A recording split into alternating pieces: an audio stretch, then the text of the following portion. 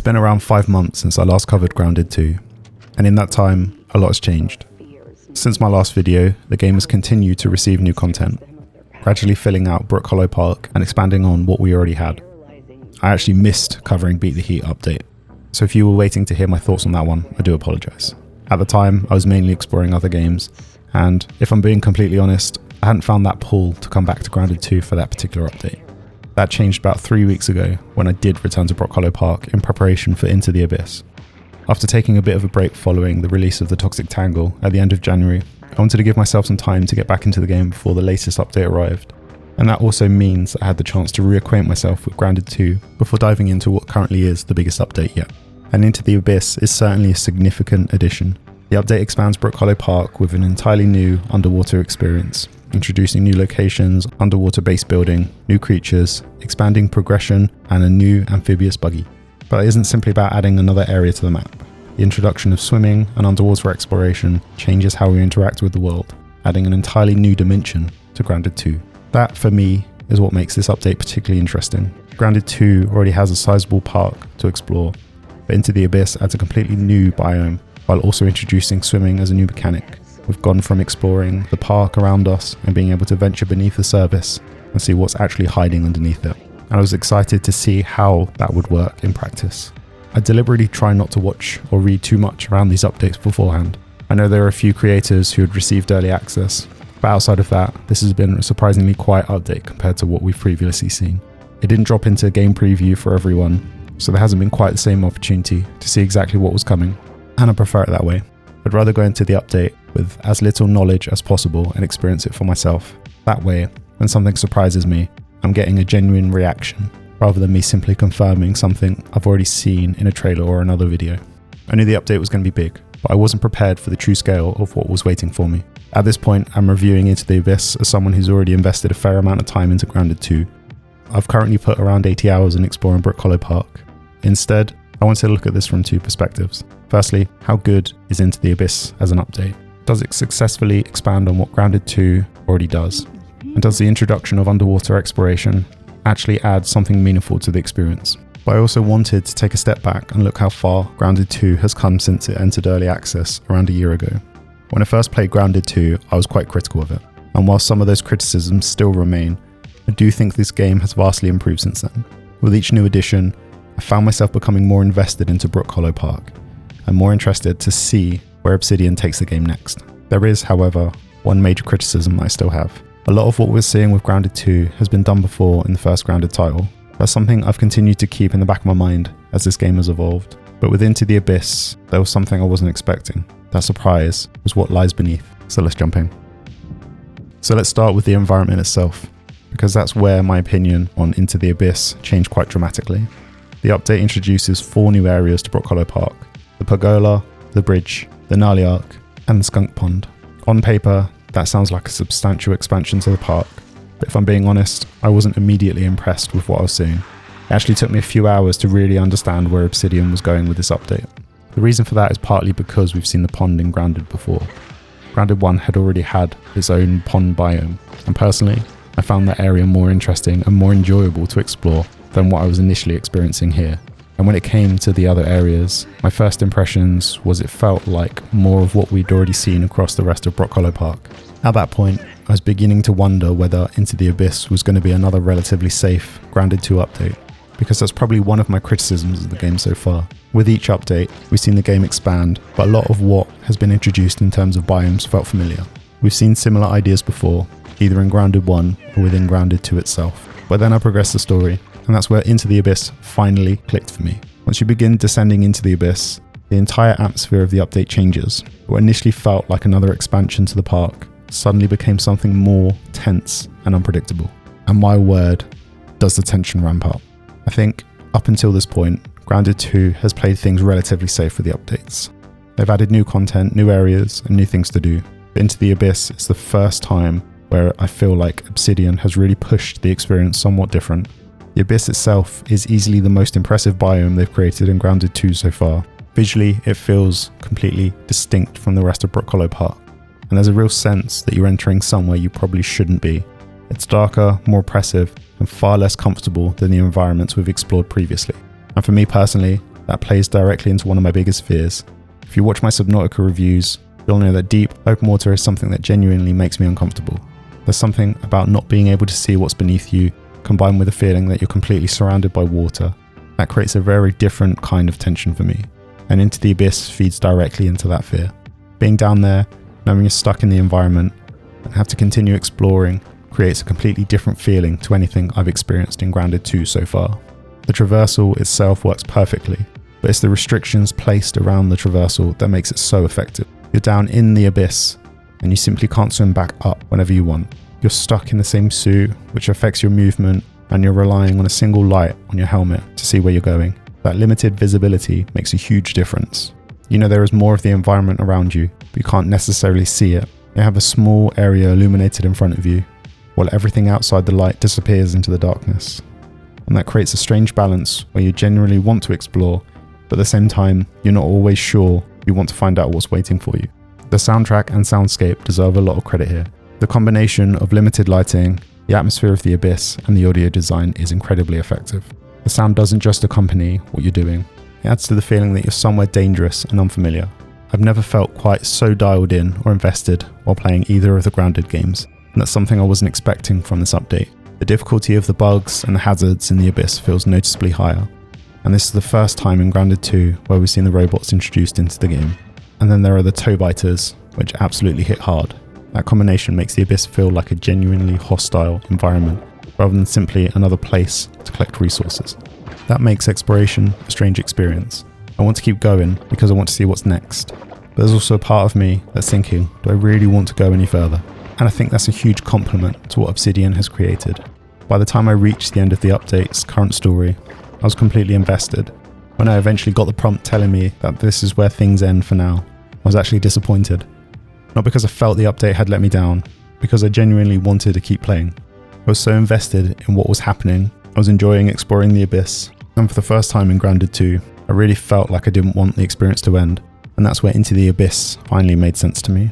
The 4 new areas above ground initially left me feeling that we'd seen a lot of this before. The pond felt familiar, and the other areas didn't immediately convince me that this was going to be something radically different. But the abyss changes that. It feels like we're at a point where all those seemingly familiar additions finally lead somewhere new. So does Into the Abyss feel like a natural extension to Grounded 2, or does it feel bolted on to the existing game? For me, it's definitely a natural extension. And ironically, it's because of how familiar some of the early parts of the update feel that the abyss works so well. It starts by giving you something recognizable, before taking you somewhere that feels completely different. The abyss is tense, atmospheric, visually impressive, and genuinely made me want to keep exploring despite the fact I wasn't comfortable doing it. And ultimately, I think that's the biggest compliment I can give. I was scared to continue, but I couldn't stop myself from wanting to see what was down there. With a new biome comes new dangers, and Into the Abyss introduces a fair few new bugs and creatures into Brookhollow Park that can cause some serious problems if you're not prepared. The main ones you'll encounter are the toe biter, the striped scorpion, and of course the koi fish. And yeah, watch out for that one. And maybe it's just me, but I did feel the difficulty had been ramped up in this update. Whether that's because we're now reaching the point where level 4 weapons and armour are being introduced, or because I was coming back to a game where my existing equipment certainly didn't feel as effective as it had before. Some of the enemies just don't feel like they go down as quickly as I'm used to. That does mean that Into the Abyss encourages you to think about your equipment again, particularly when you're heading into the new areas. As you'd expect, the introduction of a completely new biome, you're going to need to adapt your gear to suit it. And this is where some of the new equipment comes into play.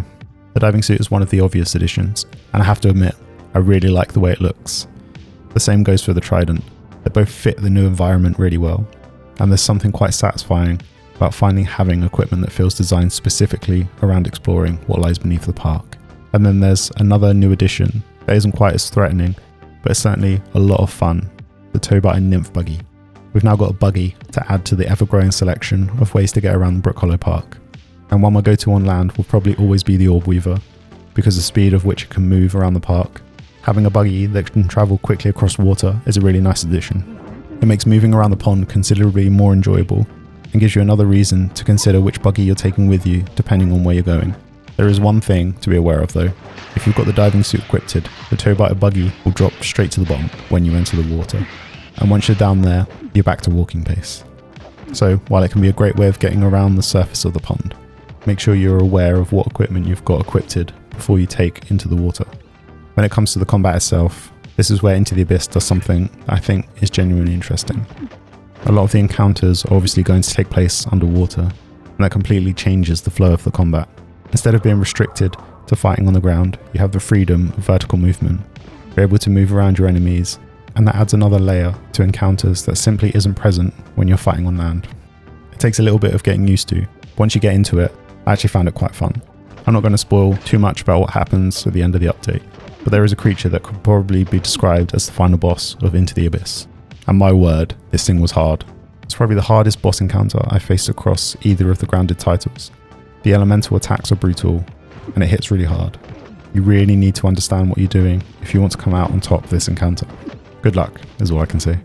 But that encounter does lead into an interesting question around Grounded 2's combat. Does Into the Abyss actually test what we've learned about combat throughout the game? Or are we simply fighting stronger versions of the same problem? And I think the answer is a little bit of both. Yes, there are stronger enemies, and the familiar combat principles still apply. You're still learning attack patterns, managing your equipment, and picking your battles. But the introduction of water-based combat genuinely changes the flow of these encounters. That's important because when on land, I'm running around on the Orb Weaver, and I tend to charge straight past a lot of the combat I don't actually need to engage with. If something is simply in my way, and I'm not looking for materials, it's often more of a distraction than anything else. I'll engage when I need the resources or when the game gives me a reason to fight. Underwater, that approach feels different. The environment itself creates more of a reason to pay attention to what's around you. And the freedom of movement makes those encounters feel different from simply fighting another bug on the ground. It isn't necessarily reinventing Grounded's combat system, but it's taking something familiar and putting you into an environment where the way you approach the fight has to change. And when you've already spent around 80 hours learning how to survive on the ground, being thrown into an environment where the familiar rules suddenly don't feel quite as comfortable is a welcome change. As with any major Grounded 2 update, Into the Abyss introduces a new selection of materials for us to collect and use. I'm not going to spoil exactly what each of those materials are, because discovering them for yourself is part of the fun, but the way you acquire them is pretty much as you'd expect. As you explore different areas introduced within Into the Abyss, you'll come across new resources that can be used to progress your equipment. Naturally, with a new water-based biome comes water-based equipment. The main addition are the aquatic weapons, armour and equipment designed around exploring the new area. And one of my favourite additions, purely from an aesthetic point of view, is the diving suit. It looks fantastic. It also fits the environment really well, and there's something quite satisfying about putting on the suit that actually makes you feel like you're properly equipped to go exploring underwater. With each update, we're getting more options added to the game. And when you look back at the number of weapons available now compared to when the game first released into early access, the amount of choice has grown considerably. That's certainly positive. You're able to approach each combat in more ways, and the continued introduction of new equipment means there's always something else to experiment with. As I said earlier, some of the weapons I've been using recently don't feel quite as powerful as they did before. The rusty spear is something I've been using quite a lot, and since returning to the game, it feels like it doesn't hit quite as hard. Now I don't know whether that's because the weapon itself has been nerfed slightly, or whether it's simply because we're now reaching a point where level 4 weapons are being introduced, and the game is naturally pushing us towards upgrading our equipment. Either way, the end result is that some of my existing equipment doesn't feel as effective as it did previously, and that's understandable considering what Into the Abyss is introducing. So does the update give you something worthwhile to work towards? There are new materials to collect, new equipment to craft, and optical discs to find, and all of that gives you a reason to explore the new area. But I think it's important to separate having to work towards something from feeling genuinely rewarded by progression. The most rewarding part of Into the Abyss, for me, has actually come from the exploration itself. It's the progress of going into the abyss, discovering what's down there and seeing where the story takes you that has kept me invested. There are some changes to the building side of things with the introduction of new building materials and the ability to construct bases on and underneath the water. Now I know some people are going to absolutely love the idea of building an underwater base. Personally, I'm not particularly bothered by it. I've already invested a lot of time into my base, which I've deliberately built around the oak tree in the centre of the map. The idea was to have a central location where I could access everything I needed to without having to consistently travel across the park. I'm not going to talk about how long it took to build, but I'm very glad I did all of that preparation before Into the Abyss arrived. And actually, I'm still really happy with where I've built it. So while the ability to build in and around the water is a nice addition, I don't currently feel the need to build into the pond, just for the sake of it. For me, an underwater base feels a little gimmicky. It's something I'm glad that exists, and I can absolutely see why other players would have a lot of fun experimenting with it. But personally, it's not something I feel the need to use. There are some new building materials that I am much more interested in though. The introduction of the mushroom brick flooring is particularly exciting for me, because I'm already planning to update some of the flooring in my base. At the moment, I've got a weed stem flooring, but I think the mushroom brick flooring is going to look considerably better. So I'll definitely be making that change over time. And then there's the return of the zipline. I have to say, I'm happy to see it back. Not necessarily because I desperately need another way to get around the map, but because they're just fun to use. In fact, I'll probably be installing one at the top of my base for no particular reason whatsoever, other than because I can. And I think it's a good example of where some of these additions work particularly well. Not every system needs to completely change the way you play Grounded 2. Sometimes it's simply nice to have more options available to you and more ways to interact with the world you've already spent dozens of hours building and exploring. So does Into the Abyss expand Grounded 2's progression system, or does it simply extend the existing progression curve? I'd say it's more of an extension. We're getting new resources, weapons, armour and equipment, but the fundamental progression loop hasn't dramatically changed. Instead, Into the Abyss takes the existing systems and pushes you into the new biome, giving us new reasons to collect resources and equipment to work towards. And honestly, I think that's fine. The real progression reward for me isn't about finding stronger weapons or crafting new pieces of armour. It's been going deeper into the Abyss and seeing what's waiting for me. And that's where Into the Abyss has been most successful in keeping me invested. Before we move on, I want to quickly touch on the story. I'm going to keep it spoiler free. The main story in Grounded 2 has always been about rebuilding Brookhollow, and Into the Abyss continues that. While I won't reveal too much about where this takes you, the story serves a very similar purpose to what we've seen before throughout the Grounded games.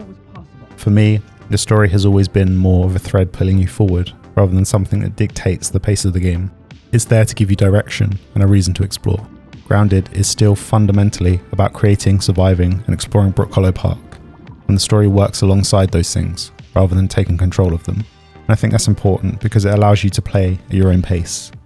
You can follow the story, stop and explore, collect resources, build your base, go off and do something completely different, then come back to the main objective when you're ready. There aren't any new characters introduced as part of this update, but we do learn a bit more about Omnin and what's happening within Brookhollow Park. The more we explore, the more pieces of the bigger picture start to come together. And Into the Abyss does continue to add to our understanding of what's actually happening in the world. And there's one thing you need to be aware of, and that's the fact that Grounded 2 is still in early access. There is a hard stop at the end of this current storyline, so just as you're getting invested and wanting to see what happens next, you're eventually going to reach the current limit of the story and be told this is as far as you can go for now. And for me, that's probably the biggest disappointment of this entire update. Not because I thought the story had been poorly handled, but because I became so invested into the Abyss, I simply wanted more. Now, I do want to touch upon the co-op experience, because this is something I've discussed in both my Grounded 1 review and my original Grounded 2 video when the game first entered early access. For this playthrough, I've been playing it solo. I haven't actually played Grounded 2 in a party since launch, because some of my friends were put off playing because of the disconnection issues we experienced. So I'd actually like to turn that one over to you. How have you found Grounded 2's co-op recently? Are the disconnection issues still something you experience, or has the multiplayer experience been running smoothly for you? I'd genuinely be interested to know, because Grounded has always felt like a game that should work particularly well with friends. If you've played Into the Abyss with friends, let me know how you found it. Is the co-op experience now running smoothly, or are those old connection problems still hanging around? Now, before we round off this video, we need to talk about the performance and polish. And I think it's probably one of those more important sections for Into the Abyss, especially because Grounded 2 is still in early access. Before this update arrived, I'd spent quite a bit of time working through Beat the Heat update. During this time, I didn't experience any crashes or major bugs. Unfortunately, Into the Abyss hasn't been quite as smooth.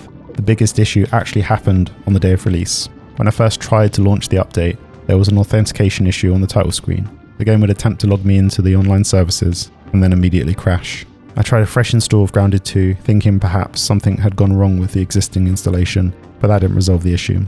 I also noticed the patch had been released shortly after launch. Even that didn't solve the problem for me. Eventually I found a workaround. I disconnected my PC from the internet before launching the game, which stopped it from attempting to log me into the online services. And finally, that allowed me to get into Grounded 2 and start playing Into the Abyss. Now, that's not something you want to be doing on the launch day of any major update. I was excited and had been waiting for this update to release all day, only to be disappointed I couldn't even get past the loading screen. Thankfully, since release, I've noticed 2 further patches being pushed out. From my experience, that authentication issue now appears to be resolved. But I wanted to mention it because it was my first experience of Into the Abyss, and it wasn't exactly an ideal start. Once I actually got into the game, I did notice some other performance issues. The biggest one has been some fairly harsh frame rate drops when textures and items are loading in around the new biomes.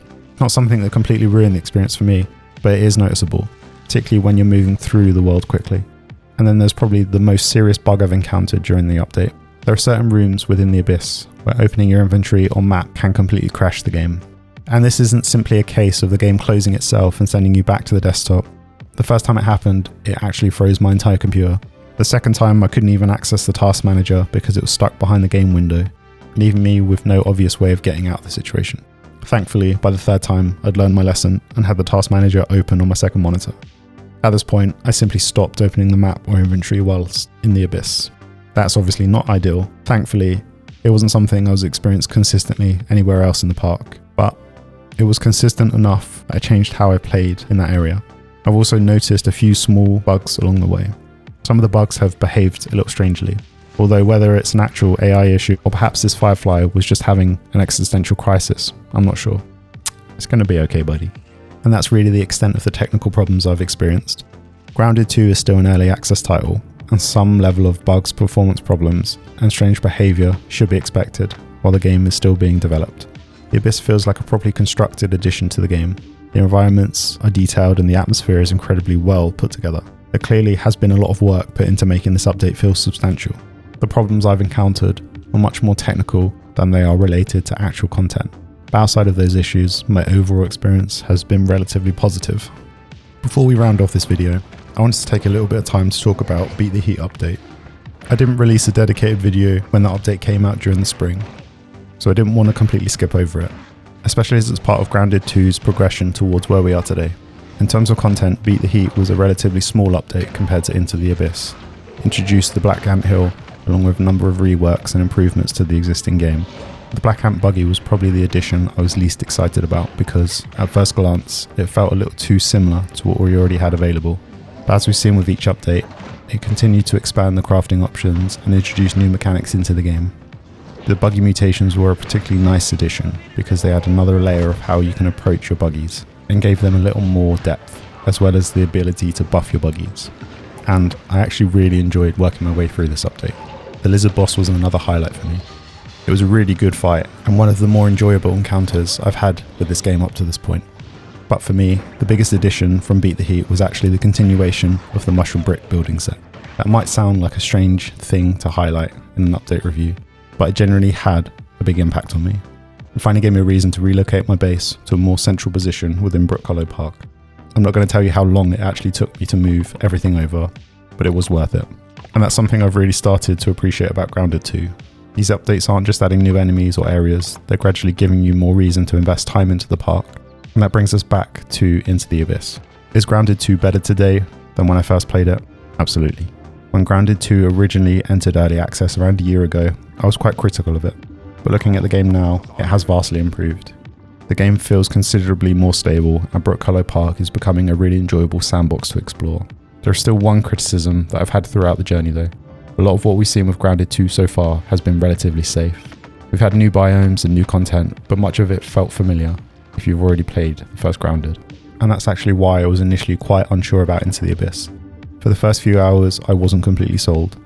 The new area didn't immediately give me that feeling that something was radically different, and the pond was something we'd already experienced in Grounded 1. But then I reached the Abyss, and that completely changed my opinion of this update. The Abyss is genuinely impressive, not just aesthetically, although I think it's the best looking biome we've seen in Grounded 2 so far, but in the way it actually plays, it creates an entirely different atmosphere. The darkness, the limited visibility, the soundscape, and the feeling of being trapped beneath the water create a level of tension that I haven't experienced in either Grounded title before. And that's why I think Into the Abyss is such an important update for Grounded 2. It showed me that Obsidian is capable of taking the Grounded formula and approaching a biome in a different way.